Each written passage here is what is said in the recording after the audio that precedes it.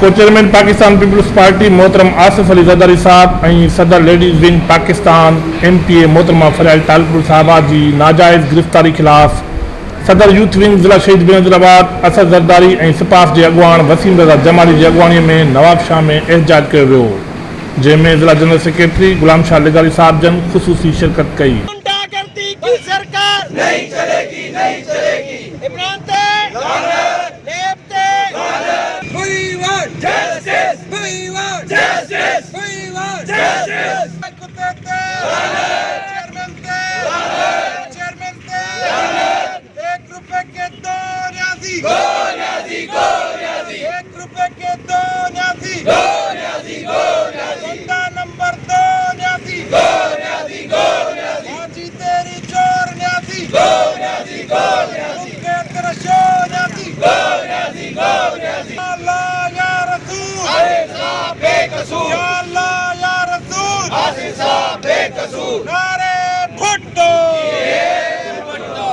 अॼु असां यूथ सिंध जी काल ते यूथ जा नौजवान ऐं PSF जा नौजवान ऐं पीपल्स पार्टी जा नौजवान हिते पीपल्स सेक्रेटरीट जे साम्हूं रस्ते ते फ़क़ति एहतजाजी धरणो ॾेई रहिया आहियूं। पाकिस्तान जी रियासत जी जेके अदालतूं आहिनि उन्हनि खे फेस करे रहिया आहियूं ऐं फेस कंदासूं, पर हिननि जेको गैर क़ानूनी गैर इख़लाक़ी तरह ते आसिफ साहब जी उमिरि हींअर नियरेस्ट 70 ईयर्स आहे ऐं अधी जेका आहे उहा 65 ईयर्स खां अबोव आहे। हुननि जी कंडीशन ॾिसो, हू मरीज़ आहिनि, हार्ट जी पेशेंट आहे। हुनजे ऐं आसिफ साहब जूं 3 शरियानियूं जेके आहिनि बंदि आहिनि।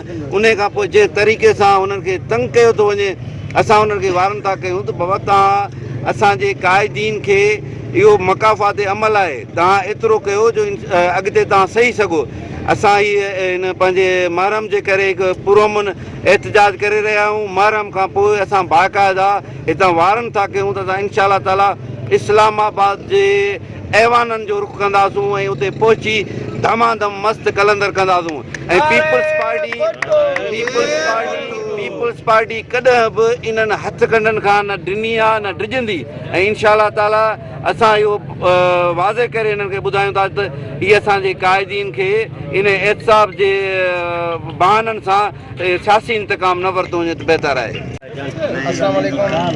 जीअं त सिंध जे सदर जावेद नायब लगारी ऐं सपाव जे सदर सिंध जे सदर मंसूर शाह जी काल ते ही जेको एहतजाजी धरणो असां ॾिनो, माना अर्जेंट काल ते जेका असांखे 12 बजे सुबुह मौसूल थी ऐं हिन टाइम असां वेठा आहियूं हिते मोहरम हराम जे एतिरामनि पुरअमन धरणो ॾिनो आहे असां पंहिंजो हिते नवाबशाह में। ऐं इहो असां सिलेक्टेड गवर्नमेंट खे ॿुधाइण था चाहियूं त बाबा जेको तव्हां आसिफ साहब ऐं अदी फरियाल सां ऐं ख़ासि करे पीपल्स पार्टी सां जेको करे रहिया आहियो, तमामु ग़लति करे रहिया आहियो।